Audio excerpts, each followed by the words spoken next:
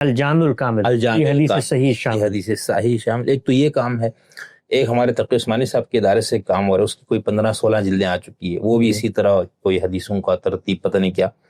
تیسرا ہمارے شیخ الاسلام ڈاکٹر طارق القادری صاحب سلمہ اللہ، ان کا ایک بہت بڑا کام کہتے آ رہا ہے کہ الموسوعۃ الحدیثیہ، اور اس کے علاوہ ایک اور بھی ہے. تو ان کاموں میں اور آپ میں بھی کوئی نسبت ہے، یہ جو کام کر رہے ہیں، یا ان کو آپ نے دیکھا ہے؟ جی، ان میں سے بیشتر کاموں کو میں نے دیکھا اپنے ان کام کے دوران، کیونکہ یہ ہمارے کام کے آخر میں یہ سامنے آئے. مفتی تقی عثمانی صاحب کے جامعہ، یہ جو دارالعلوم کرنگی ہے، وہاں سے جو چھپا آن لائن ہی میں نے PDF میں کچھ چیزیں اس کی دیکھی. اور اعظمی صاحب کا کام تو اس پورے ہمارے پروجیکٹ میں ابھی بھی زیر بحث ہے. تعلقائی صاحب کی جو کچھ چیزیں سامنے آئی ہیں وہ میں نے دیکھی ہیں. ان میں دو چیزوں کا ایک جوہری طور پہ فرق ہے. جو دارالعلوم کرنگی سے کام ہوا ہے وہ بیسیکلی کمپائلیشن کا کام ہے.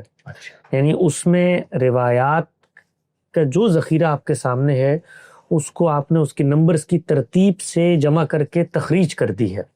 وہ یہ کام نہیں ہے میرے علم کی حد تک جس میں آپ روایات کو قرآن مجید کی روشنی میں رکھ کے اس کی پوری کی پوری شرح و وضاحت کرتے ہیں. وہ بنیادی طور پر روایات کے ذخیرے کو مرتب کرنے کا کام ہے. یعنی اس میں آپ جب اس کو پڑھتے ہیں تو یہ معلوم ہو جاتا ہے کہ بھئی یہ روایت کہاں کہاں آئی ہے، اس کے کچھ اختلافات کس نوعیت کے ہیں، مختلف روایتیں اس پہلو سے. تو یہ کام پہلے بھی ہوا ہے. یہ بڑے پیمانے پہ اس کو آپ کہتے ہیں نا، جدید جو آلات آئے ہیں ان کے ذریعے سے ذرا زیادہ سسٹمیٹکلی کمپائل ہو گیا. تو اس کے اندر تو مجھے کوئی یہ پہلو نہیں نظر آیا کہ حدیث کی کوئی شرح و وضاحت کی گئی ہے یا حدیث کو قرآن مجید کی روشنی میں رکھ کے بتایا گیا ہے یا کوئی جامع متن بنایا گیا. یہ اس طرح کا کام نہیں ہے. جو دوسرا کام ہے ہمارے اعظمی صاحب کا، یہ بڑا محققانہ کام ہے، بڑا گہرا کام ہے. اس میں بھی جو ان کا پورا کا پورا کارپس ہے وہ موضوعات کے لحاظ سے احادیث کو جمع کرنے کا ہے، اور نمائندہ جو روایات ہیں ان کو وہاں پہ لے کر آنے کا ہے. یعنی یہ تھوڑا سا منفرد کام ہے. اس میں ایسا نہیں ہے کہ انہوں نے صرف نمبرز کے ذریعے سب کچھ جمع کر کے بتا دیا، نہیں، بلکہ اس میں ایک انتخاب ہے ان کا. یعنی جب آپ ان کی کتاب کو دیکھتے ہیں، 13 جلدوں میں ہے وہ کتاب، تو اس میں ہر موضوع کی جو نمائندہ روایت ہے، یعنی وہ نہیں کہ ریپیٹیشن ہو رہی ہے، نمائندہ روایت کا بہت اچھا استقصاء انہوں نے کر دیا.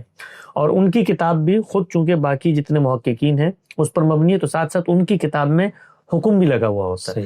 یعنی وہ اپنے مطالعے کی حد تک اس روایت پر باقاعدہ سند کا حکم بیان کرتے ہیں. اگرچہ اس کے اندر ایک ٹیکنیکل سی چیز ہے، مثال کے طور پر جس چیز کو وہ حسن قرار دیتے ہیں تو ہر جگہ پہ یہ تصریح نہیں ہوتی کہ یہ حسن لغیری ہے یا حسن لذاتی ہے. جو ہمارے یہاں ہوتا ہے نا کہ جب ایک حسن درجے سے بھی نیچے کی چیز ہے جس کو پھر مطابعات اور شواہد سے ملا کر آپ حسن لغیری ہی بن جاتی ہے اور وہ حسن کے درجے میں آپ اس کو پہنچاتے ہیں، تو وہ صراحت پانی ہوتی. چنانچہ ان کی کتاب کو جب بھی ہم نے دیکھا ہے تو اس کو کاؤنٹر ویریفائی ضرور کیا ہے حسن میں. وہ بہت ساری جگہوں پر ان کا اپنا اعتماد شعیب ارناؤوط پر ہے. ارناؤوط کی جو کتاب ہے اسی کے حکم کو وہاں پر لے کے بیان کرتے ہیں، لیکن وہ بہت شاندار کلیکشن ہے روایات کی. یعنی اب تک کی جو میرا مطالعہ رہا ہے 10 سالوں میں، اس سے زیادہ جامع اور اس سے زیادہ شاندار کلیکشن سامنے. خود ہم نے اپنے کام میں اس سے بہت استفادہ کیا. یعنی ہم اپنا یہ کام، چونکہ ہمارا کام زیادہ بڑے پیمانے پر تھا، اس کے مصادر آپ دیکھ سکتے ہیں. ابتدا میں ہم نے بتایا کہ 70-80 کے قریب مصادر اصلی جن کا ہم نے انتخاب کیا، تو ان کے کارپس سے بڑا کارپس تھا جس کو ہم دیکھتے تھے. تاہم اپنا پورا کام کرنے کے بعد ہمیشہ ہم اس کو واپس جا کر دیکھتے ہیں کہ کوئی ایسی روایت تو نہیں ہے کہ جو وہاں بیان ہوئی اور ہمارے کام میں سامنے نہیں آئی. اسی طریقے سے ابھی سیرت پر ہمارے ہاں کام ہو رہے، تو علم النبی پہ کام تھا نا، تو 3 درجوں میں اس کو تقسیم کیا. وہ جب آپ سوال پوچھیں گے اس کے نام کے حوالے سے تو میں اس کی وضاحت کر دوں گا.